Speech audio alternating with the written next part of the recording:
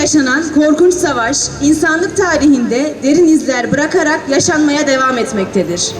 Milyonlarca insanın hayatını doğrudan etkileyen, yüz binlercesini şehit, çok daha fazlasını mazlum ve mağdur durumuna getiren savaş, farklı güçlerin farklı hesaplarla devreye girmesiyle sürekli boyut değiştiren bir hal almaktadır. Bu meyanda binlerce kişi savaştan kaçarak her yolu deneyip ve ölmek riski de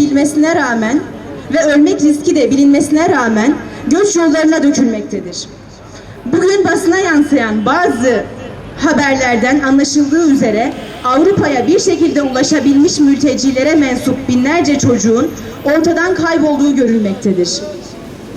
Türkiye, başı ve sonu ayrı trajedileri ihtiva eden bu yolculukların önemli bir durağı, geçiş güzergahı olarak görülmektedir. İnsanlık tarihinin bu önemli trajedisini kendileri için birer fırsata dönüştürmüş olan insan kaçakçılarından organ mafyasına, çocuk tacirlerine değin birçok suç örgütü bu insanları maddi olarak sömürmekte, canlarına, ırzlarına ve evlatlarına kastetmektedir. Özellikle son günlerde basına sıkça yansıdığı üzere deniz yoluyla farklı ülkelere gitmeye çalışan yüzlerce insan denizlerde can vermiş, bedenleri sahillere vurmuştur. Küçücük çocukların cansız bedenleri kıyılara vurmakta, bazen de batan botların denize savurduğu insanların çırpınışları, feryatları yüreklerimizi, vicdanlarımızı sızlatmaktadır.